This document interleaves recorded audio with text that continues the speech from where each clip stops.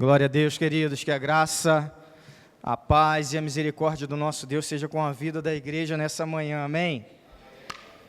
Poderoso esse nome, irmãos, é o nome de Jesus. A gente se reúne a cada domingo aqui para celebrar esse nome, é Ele que se faz presente.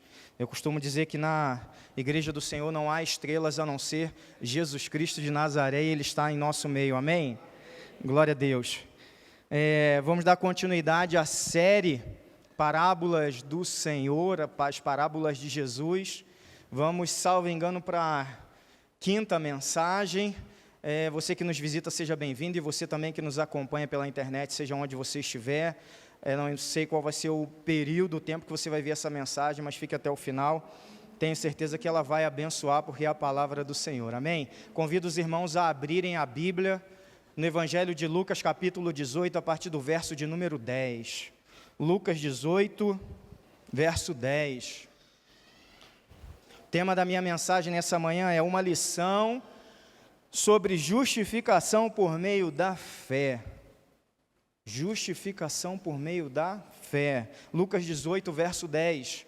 Assim vai dizer o texto sagrado: 2 homens foram ao templo orar. Um deles era fariseu e o outro cobrador de impostos. O fariseu em pé fazia esta oração: eu te agradeço, Deus, porque não sou como as demais pessoas, desonestas, pecadoras e adúlteras, e com certeza não sou como aquele cobrador de impostos. Jejuo 2 vezes por semana e dou o dízimo de tudo que ganho.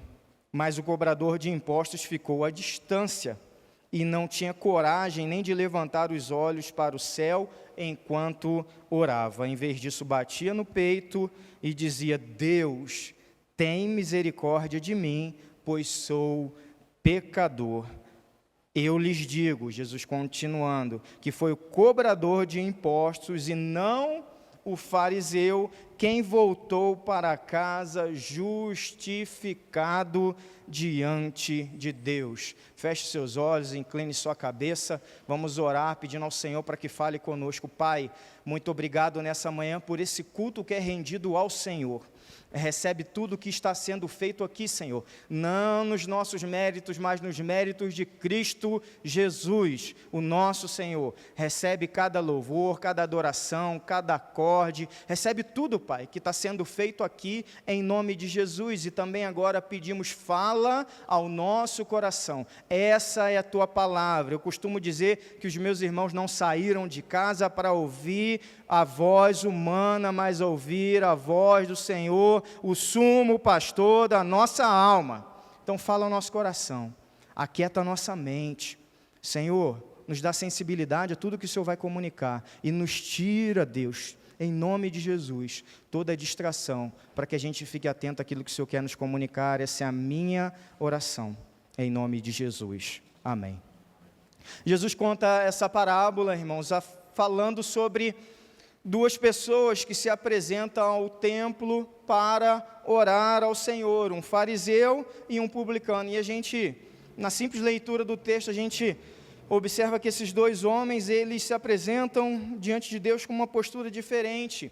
O fariseu, ele se acha bom, a sociedade o vê como homem bom. Então é um homem que deve ser aceito por Deus, pelo menos no imaginário coletivo. Por sua vez, o publicano é um homem que tem certeza que é mau, a gente vê pela fala dele, a sociedade o vê como um homem mau, ou seja, todos acham que é um homem que está fadado, condenado ao inferno. Só que Jesus, irmãos, Jesus buga a cabeça de todo mundo, porque Jesus diz que o negócio é diferente, é o inverso.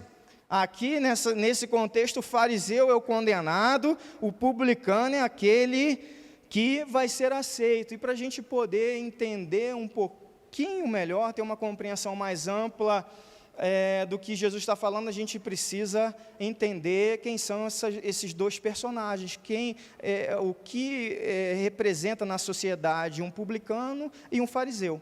Começando pelo publicano, irmãos, quem é um publicano?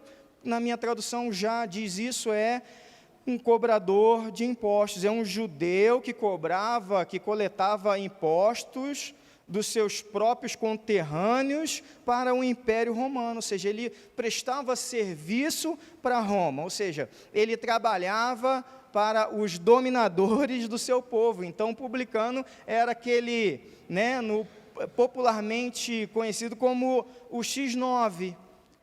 O publicano, ele é o traidor, o publicano é aquele que ele é vendido por dinheiro. Então, no meio da sociedade havia uma aversão, sabe? Um ódio, um desprezo social por essa figura. E relatos vão contar que muitos desses publicanos, eles cobravam um imposto indevidamente para reter parte do dinheiro, ou seja, eles também se envolviam, em corrupção. Para tentar situar você mais ou menos, é como, ele era um criminoso, seria como, assim, se no nosso meio aqui tivesse alguém que cometeu um crime muito grave, sabe, aquele crime que causa repúdio social. Se você for fazer uma pesquisa assim, você percebe que os crimes atualmente que mais causam assim essa ojeriza a sociedade, essa repulsa, são crimes de abuso sexual, principalmente quando envolve criança ou vulnerável, tráfico de pessoas, feminicídio, corrupção. Esses são assim os principais crimes que a gente, quando olha assim, dá aquela gastura assim no coração. Então, é mais ou menos isso. Imagina que, não vou falar, imagina que estivesse do seu lado, mas imagina que estivesse no nosso meio um cidadão desse jeito. Então, assim, tenta imaginar como estaria o seu sentimento. Então, era essa visão que a sociedade judaica tinha do publicano. Ele estava na mesma categoria das prostitutas. A gente vê isso nos evangelhos. Ele era um homem excluído da vida não só religiosa, porque era um homem considerado impuro, mas também da vida social. E é sobre esse homem, irmãos, que Jesus falou assim, olha, ele voltou para casa justificado. Agora você imagina como fica a cabeça do judeu ouvindo Jesus falar uma coisa dessa. Olha, o publicano, ele foi aceito por Deus. Mas como assim, Jesus? Como assim? Não pode, ele não merece, ele não pode ser aceito por Deus, ele não pode ser perdoado. E aí o problema toma uma outra proporção, quando também Jesus diz, olha, o fariseu, ele não foi aceito. Irmãos, assim, para começar, para início de conversa, o que Jesus está fazendo aqui, ele está demolindo até os alicerces, todo o sistema religioso em vigor da época. Jesus está fazendo cair por terra todo imaginário coletivo de quem Deus é e de como Deus aceita as pessoas. O fariseu foi rejeitado, o publicano foi aceito. E por que Jesus falou isso? Porque Jesus conhecia bem quem eram os fariseus da sua época, e eu passo a falar a partir de agora deles. Então, quem são esses fariseus? São religiosos da seita mais radical e influente do tempo de Jesus. Eles eram considerados, juntamente com os escribas, eles eram considerados os guardiões da lei, aqueles que davam a interpretação correta da Torá, da lei de Moisés e de tudo aquilo que os profetas comunicaram ao povo. O fariseu era aquele cara que ele tinha também prestígio social, ou seja, era um homem que onde chegava todo o povo dizia amém para aquilo que ele falava, para aquilo que ele ensinava, quase que sem nenhum tipo de questionamento. E quando Jesus se levanta, através do seu ministério público, começa a ensinar nas sinagogas, começa a pregar para a multidão, esses homens começam a olhar com muito perigo essa visibilidade que Jesus vai ganhando, porque Jesus vai ganhando a graça do povo, e isso para eles era terrível. Então os fariseus começam a se opor opor a Jesus, e vocês sabem que toda a conspiração que culminou no sacrifício de Jesus, começou através desses líderes. Só a título de exemplo, a gente sabe que um fariseu bem conhecido por nós, foi, melhor dizendo, Saulo de Tarso, na verdade, que depois se tornou o apóstolo Paulo. No livro de Filipenses, no capítulo 3, Paulo vai falar a essa igreja sobre isso. Ele falando um pouco do seu passado, ele diz o seguinte: olha, eu fui circuncidado com 8 dias de vida, eu sou israelita de nascimento, da tribo de Benjamim, um verdadeiro hebreu, era membro dos fariseus, extremamente obediente à lei judaica. Isso era uma marca dos fariseus da época. Era tão zeloso que perseguia a igreja, e quanto à justiça, cumpria a lei com todo rigor. Essa é a característica, é um resumo da característica religiosa dos fariseus. Mas quando a gente olha, não só nessa fala de Jesus, mas o Novo Testamento como um todo, a gente vê que a religião dos fariseus, ela é condenada. Logo no início dos evangelhos, a gente vê João Batista com aquela doçura aqui, né? Com aquela educação que lhe é peculiar, dizendo: raça de víboras, quem foi que disse para vocês que vocês vão conseguir fugir da ira vindoura? Ou seja, o Novo Testamento não vê com bons olhos os fariseus, e por isso que Jesus diz isso. Mas tentando esmiuçar um pouquinho melhor, né? A pergunta que fica é: melhor dizendo, quais são os problemas do farisaísmo na época de Jesus? E aí, sobre isso, eu quero fazer 3 pontos da minha palavra. Como um bom pastor batista, a gente ora e vai para casa, amém? Então, o primeiro problema que Jesus expõe é o quê? Que a religião, o movimento farisaico era algo hipócrita, era uma religião da hipocrisia, irmãos.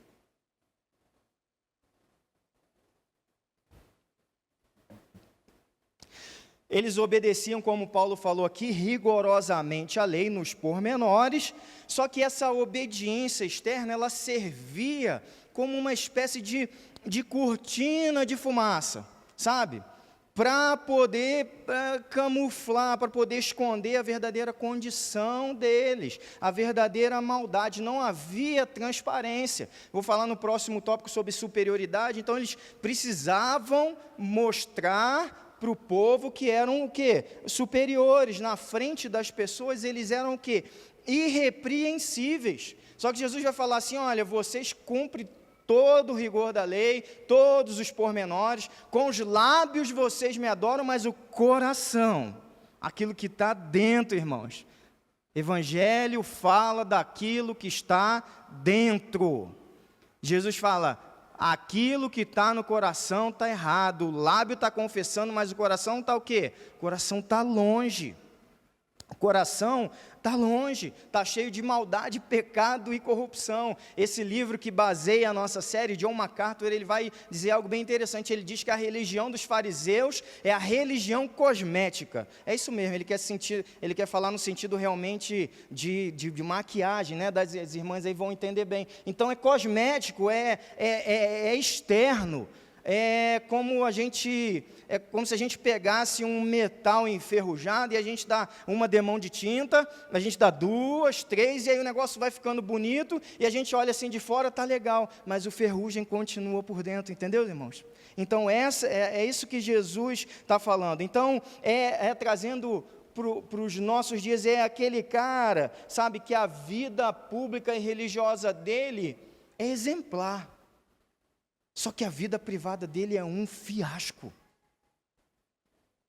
É aquele cara que, sabe, com aquela ternura, aquela gentileza, aquela educação, ele fala assim: a paz do Senhor, pastor, como o senhor está?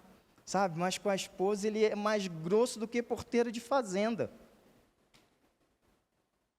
Ele é um mel com os irmãos no pequeno grupo, dentro da igreja e tal, não sei o quê, mas com os filhos ele é mais azedo que limão.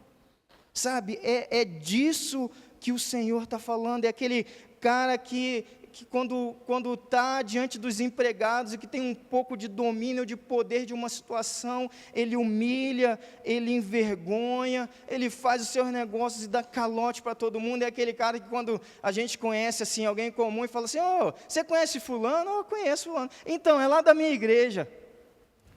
Você fala assim, aí o cara fala assim, fulano é da tua igreja?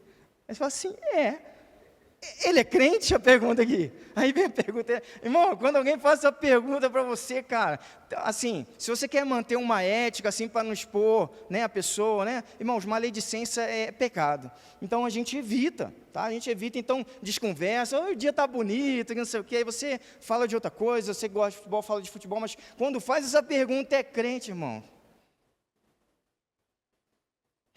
É disso que Jesus está falando, sabe? E esses caras, parece que eles, sei lá, eles santificavam a hipocrisia, porque era algo comum, era o corriqueiro na vida deles. É o cara que ele, cara, a vida dele com Deus num ambiente, num sistema religioso é uma coisa, mas no trato com as pessoas é totalmente diferente. Jesus dá nome para isso, lá você confere depois em casa, Mateus capítulo 23, Jesus vai dizer, olha, vocês são sepulcro caiado, túmulo jogado, que foi jogado cal em cima, né?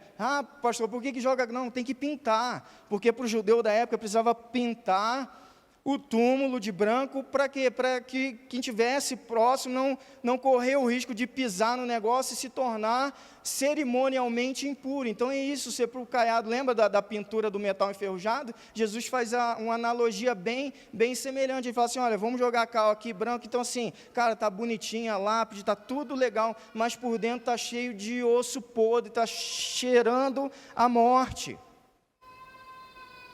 Irmãos, cada um de nós, a gente precisa colocar, eu falo isso com muito amor, eu amo a igreja demais, tá? Cada um de nós, a gente precisa colocar a nossa vida diante do Senhor.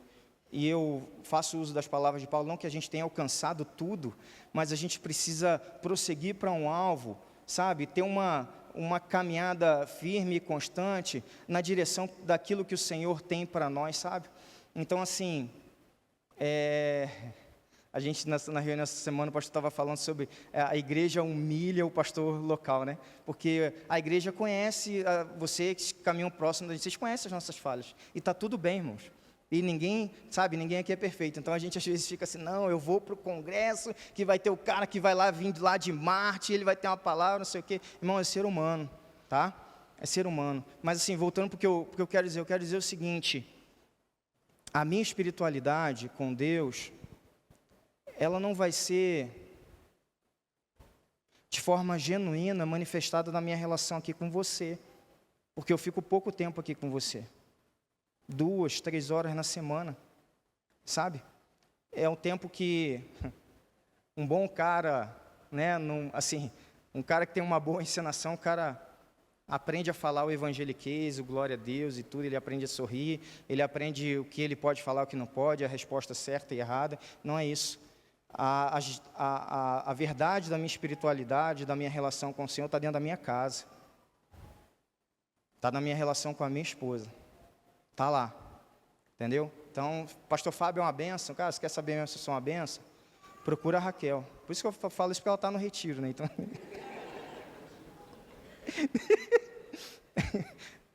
Não, pastor, vou procurar ela depois. Gente, minhas brincadeiras sem graça. Mas é isso, irmãos, sabe? Quer saber quem eu sou no trabalho? Cadê a Bárbara? Cadê a Bárbara? Peguei no pulo, né? Brincadeira. Quer saber quem eu sou no serviço? Procura a Bárbara, trabalha comigo já, sei lá, quantos anos? 12? Por aí, uns 13 anos. Conversa com ela. Peguei ela logo na hora que foi beber água. Então é desse jeito, irmãos. É isso, sabe? Desse jeito. E aí ela vai conhecer as minhas falhas, como minha esposa conhece, como os meus filhos conhecem, só que eu não quero. E eu sei que você, que ama Jesus de forma verdadeira, você não quer manter uma religião de fachada como esses homens faziam. O meu relacionamento com Deus, ele só vai ser saudável à medida que eu abençoo as outras pessoas. Então, assim, eu quando estou dentro do meu lugar de trabalho, eu pergunto assim, cara, eu estou fazendo bem ou eu estou fazendo mal aqui dentro? Eu sou uma pessoa confiável, todo mundo fica olhando para mim, assustado, pensando que a qualquer momento eu posso puxar o tapete delas. Eu procuro desenvolver o potencial das pessoas que estão ao meu redor, ou se eu tiver uma posição superior a elas, eu humilho, eu desprezo, eu envergonho essas pessoas. Irmãos, se Deus não consegue tocar a vida das outras pessoas através da minha vida, eu vivo uma religião de fachada. Vou repetir. Se Deus não consegue tocar a vida das pessoas através da minha vida, a minha religião é uma fachada. E a gente não está aqui para isso, irmãos. Amém? A gente está para ser transformado no nosso interior. Vamos ficar bonito por fora? Vamos ficar bonito por fora. Glória a Deus, é legal, mas vamos também, juntamente caminhando com o Senhor, para Ele também nos santificar e embelezar o nosso interior. Quem está comigo diz amém. Amém? Segundo ponto. Então, primeiro, a religião da hipocrisia. Segundo, a superioridade religiosa.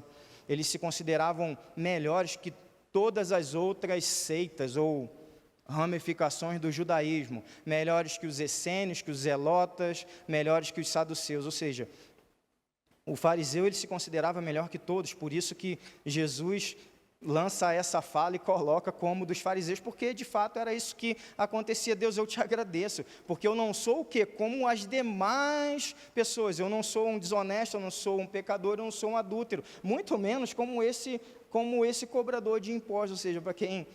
o pessoal que é entendido de português aí é um comparativo de superioridade, diria isso, né? Ele disse, cara, eu sou a última bolacha do pacote, entendeu? Sim, eu não sei como Deus organizava o mundo antes do meu nascimento, da minha existência. E, irmãos, isso para a gente é perigoso, principalmente para nós que somos igrejeiros, tá? Então você entendeu o que eu estou querendo dizer agora, quando eu digo igrejeiro, porque quando a gente está dentro do sistema, a gente é tentado a olhar para as pessoas e achar que nós somos melhores do que elas, entendeu? Porque a gente está no culto todo domingo, 2 vezes por domingo, a gente está na reunião de oração na quarta-feira, a gente está no pequeno grupo, a gente está na oração de sábado, a gente dá dízimo, a gente dá oferta, a gente participa de multidão, a gente faz um monte de coisa, e a gente tem a tendência, irmão, tá, isso é nosso, tá, então isso é meu, então a gente tem tendência de olhar para as outras pessoas e dizer assim, cara,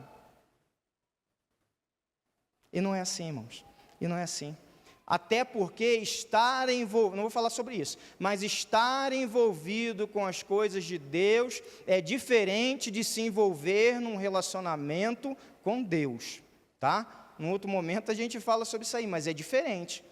Eu servir a Deus é uma coisa, mas eu não posso negligenciar a minha comunhão e a minha intimidade com Ele. Esses caras, eles eram meticulosos no cumprimento da lei. Então, isso dava esse ar de superioridade. Gente, irmãos, a gente tem que entender a nossa natureza. Todos pecaram e destituídos estão o quê? Da glória de Deus, é tudo pecador, a gente está tudo farinha do mesmo saco, tudo quebrado, a gente tudo miserável, e a gente tudo precisa da graça de Deus, é isso. Então assim, enfim, novo, velho, rico, pobre, americano, asiático, europeu, seja lá o que for, crente ou não crente, essa é a nossa condição. Então assim, sabendo disso, como é que eu vou olhar para outra pessoa? Não, esse cara não é o membro da Igreja Batista Memorial. E é como que eu olho para esse cidadão e falo assim, cara, você está fadado ao inferno. Eu não posso dizer uma coisa dessa, irmão, não faz sentido, sabe? Tem uma fala de Spurgeon que eu trago comigo, que é algo muito interessante, quando ele fala sobre evangelismo, essa frase vai ser projetada, é muito interessante quando ele fala assim, olha, evangelismo nada mais é do que um mendigo falando a outro mendigo onde encontrar o pão, e a realidade é essa, irmãos. Então quando eu olho para outra pessoa, eu falo assim, cara, não aceitou Jesus ainda, cara, precisa se render ao Senhor, eu falo assim, cara, É alguém como eu, e no sentido de me aproximar, é como se, ela não sabe, mas é como se eu dissesse assim: mano, eu sou um mendigo, olha só, não sei se você sabe ainda, e eu sei onde tem pão, eu sei onde tem alimento, eu sei onde tem o pão da vida, eu sei onde tem a água da vida, eu sei porque eu já experimentei, e eu digo para você que quem comer desse pão nunca mais terá fome. Eu tenho certeza porque eu já experimentei dessa água, e quem beber dessa água nunca mais terá sede. Vamos comigo. Eu posso olhar para as pessoas e dizer: olha, eu sou filho, Deus também quer te tornar filho. Eu fui perdoado, você também pode ser. Eu fui restaurado, Deus também me restaurou. Eu estou sendo transformado, Deus também quer fazer isso com você. Deus me deu a vida eterna, você em Cristo Jesus pode tê-la, aleluia. É com esse olhar que a gente tem que enxergar, irmãos, as pessoas como um potencial irmão, entende? É dessa maneira. E quando a gente trabalha assim com as pessoas, irmãos, isso gera, sabe o que isso gera? Isso gera identificação. Quando eu testemunho, quando eu tenho a oportunidade de falar um pouquinho das besteiras que eu fiz no meu passado, não que eu não tenho orgulho disso, também não sei, não tenho vergonha, mas aconteceu, é o passado, é lá atrás, é adolescência, é início de juventude, foi, Deus me perdoou, eu continuo caminhando, mas quando eu falo isso, a pessoa fala assim: cara, comigo também, eu também posso ser perdoado, Deus também pode me dar uma nova vida, Deus também pode transformar a minha história. E isso gera, irmãos, identificação. Superioridade gera, sabe o quê? Afastamento. Assim, cara, esse cara não tem problema nenhum. Esse cara é perfeito demais, né, cara? Como é que eu vou me aproximar desse cara, velho? Como é que eu vou chegar nesse nível? Agora, ao contrário, identificação, irmão, gera proximidade. E o último ponto, para a gente terminar, o grande problema do farisaísmo do tempo de Jesus era buscar a justificação com base nas obras. E nesse ponto, irmãos, aqui através dessa parábola, Jesus ele expõe o cerne, a espinha dorsal do cristianismo. Não é pelas obras, é pela fé. Nada tem a ver com aquilo que eu fiz. Tudo tem a ver com aquilo que o Senhor fez. Os fariseus, eles se achavam irrepreensíveis. E realmente o rigor dos caras era um negócio assim, sabe? Num nível high level mesmo. A obediência deles, a obediência a todas as leis, a tudo que era externo e que envolvia a lei. Só que Jesus, com isso, com essa parábola, Jesus está dizendo assim: olha, é insuficiente, não é o bastante. Voltando, lembra da questão interna? Jesus está dizendo: olha, há um problema interno. Talvez você, fariseu, você casado, nunca tenha tocado numa outra mulher, mas se você lançou o olhar com cobiça sobre essa mulher, você já cometeu adultério em seu coração. Talvez você, fariseu, nunca tenha sujado as suas mãos de sangue, mas se você odeia alguma pessoa, você já incorre no mesmo pecado daquele que praticou um homicídio. Tiago, ele vai arrematar, vai fechar esse raciocínio de uma forma muito sábia. Tiago vai dizer: olha, se você desobedece a um ponto da lei, você é culpado de quebrar toda a lei. Então a pergunta que fica, irmãos, é: quem pode, diante de Deus, por mais nobre que seja a sua conduta, mais altruísta que seja a sua vida, quem pode ser justificado diante do Senhor? E a resposta, a maioria de nós já sabe: ninguém. A palavra vai dizer lá em Naum, profeta Naum, capítulo 1, Deus não deixará o culpado impune. É a palavra de Deus. Deus é amor, sim, Deus é amor, mas Deus também, ao mesmo tempo, é justiça. A régua, irmãos, sabe, a régua do Senhor, ela é muito alta, muito. A régua dele é santidade. E o ser humano nunca vai chegar lá, irmãos. A gente nunca vai alcançar. Por mais que a gente tente, não há jeito. Então qual é a saída? Lá no livro de Gênesis, ainda nos primeiros capítulos, no capítulo de número 15, o Senhor já começa a sinalizar ali o plano de salvação. Em Gênesis capítulo 15, o Senhor vai dizer que Abraão, quem sabe o texto? Gênesis 15, verso 6, é um versículo que a gente fala com certa frequência. Abraão creu no Senhor.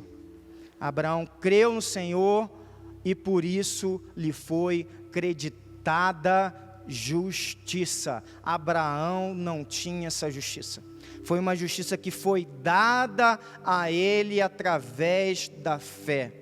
Ele não merecia essa justiça, foi creditada, foi imputada, foi um presente. Ele não conquistou, irmãos, pelas obras. E a gente sabe que Abraão é Abraão é antes da lei. E aí o apóstolo Paulo vai levar esse raciocínio para a comunidade de Gálatas. Ele vai dizer o seguinte: olha, as escrituras previram esse tempo em que Deus declararia os gentios justos por meio da fé. Ele anunciou essas boas novas a Abraão há muito tempo, quando disse: todas as nações da terra serão abençoadas por seu intermédio. Portanto, todos os que participam, que creem, participam da mesma bênção que Abraão recebeu por crer. A lei não justifica, irmãos. A lei, ela não perdoa. Pelo contrário, a lei condena, a lei aponta o pecado. A lei é a radiografia da nossa condição. A lei é o raio-x da nossa alma. O que vai nos justificar, o que vai nos fazer aceitos diante de Deus é a graça por meio da fé. Tenha certeza, Deus não vai jogar a sujeira nossa ou de qualquer ser humano para debaixo do tapete. Deus não vai fazer vista grossa para o pecado. Deus vai punir o pecado, irmãos.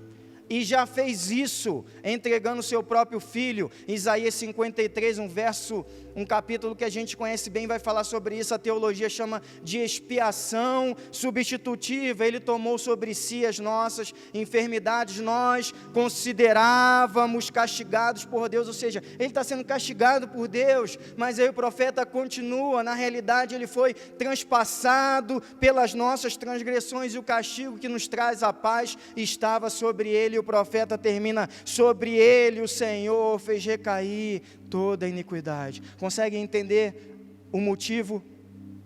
Consegue entender por isso que é tudo sobre Jesus? O salário do pecado é a morte. Deus não deixou, irmãos, o pecado impune. Aquele que nunca viu pecado se fez pecador, para que a ira de Deus não caísse mais sobre nós, irmãos. Aleluia! Aleluia, irmãos! Ele pagou esse salário, foi esse sacrifício que me substituiu. É tudo que ele fez, nada do que eu fiz. Então não adianta a gente tentar se apresentar diante de Deus com base nos nossos méritos e tentar reivindicar alguma coisa. Por isso que o publicano foi aceito, porque ele chegou diante de Deus. Na realidade ele nem chegou direito, a postura estava correta, porque o texto diz que ele ficou distante. Disse que o céu, o imaginário onde acreditava-se que Deus morava, ele nem olhava para o céu, ele batia no peito falando a respeito da sua vergonha, da sua culpa. E a única coisa que restava para ele, irmãos, e que resta para a gente, é pedir socorro e misericórdia ao Senhor. E essas são as lições da parábola. E eu convido você para ir ficando em pé, para aparentar que está terminando. Essa é a lição, irmão. Ninguém pode se apresentar diante de Deus com as suas obras achando que vai ser aceito. Ninguém tem um nível moral e ético elevado o suficiente para ser aceito por Deus. Ninguém, por mais cumpridor que seja dos seus deveres, vai ser bom o suficiente para ser justificado por Deus. Jesus Cristo, irmãos, é o único que nos justifica, amém? É o único. Essa é a lição dessa parábola. Ela fala de um fariseu arrogante e de um publicano humilde.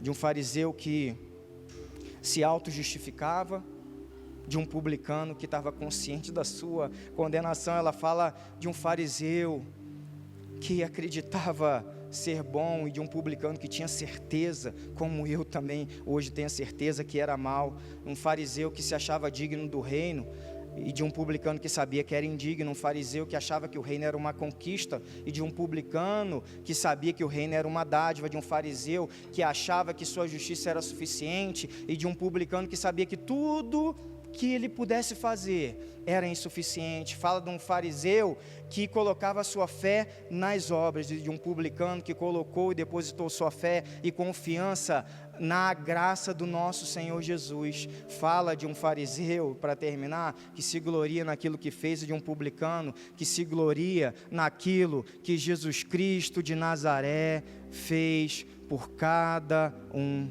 de nós. A gente precisa tomar cuidado, irmãos, com o farisaísmo. Posso dizer uma coisa? Não sei o grau da sua vida, mas na nossa vida como um todo, vai haver um grau disso tudo, dessa hipocrisia, desse sentimento de superioridade, dessa religiosidade, desse sentimento que faz a gente achar que a gente está bonitinho aqui, enquadrado dentro do sistema religioso. Deus nos ama mais do que quem está lá fora. Isso num nível ou no outro vai existir na nossa vida, mas a gente precisa caminhar com o Senhor, porque caminhando com o Senhor, irmãos, Ele vai transformando o nosso interior. O externo a gente dá conta, o externo a gente coloca uns botox aqui e tal, umas esticadas, vai ficando bonitinho ali até um certo tempo, mas o interior não adianta, irmãos. Deixa eu falar uma coisa para você, o interior ele só vai ser transformado caminhando com Jesus. Tempo atrás, poucos dias atrás, eu atendi uma pessoa, e a pessoa falou assim: pastor, eu sou consumido com uma ira tão grande, que quando eu menos espero, o caldo entorna, e eu machuco todo mundo que está ao meu redor, a família, todo mundo. Eu falo assim: olha, você está já num grande passo, já bem à frente no caminho da restauração. Você já está reconhecendo, você não está negando. Foi isso que esse publicano fez. Senhor, tenha misericórdia de mim. E essa é a maneira que a gente precisa, irmão, se apresentar diariamente diante do Senhor. Caminhar com o Senhor e dizer: Senhor, toma o teu lugar. Senhor, reina sobre a minha vida. Porque quando o Senhor reina, irmãos, Ele vai tomando governo. Sabe, Ele vai tirando aquilo que não pertence a Ele, porque é Ele que está no domínio da vida. Ele vai tirando aquilo que desagrada a Ele, Ele vai tirando da nossa história aquilo que entristece o coração dEle, Ele vai tirando da nossa vida aquilo que nos destrói, irmãos, porque Ele quer nos abençoar. Então agora eu convido você a cantar mais uma vez esse louvor, como sua oração ao Senhor. Fala: Senhor, reina, toma o seu lugar, reina sobre a minha vida.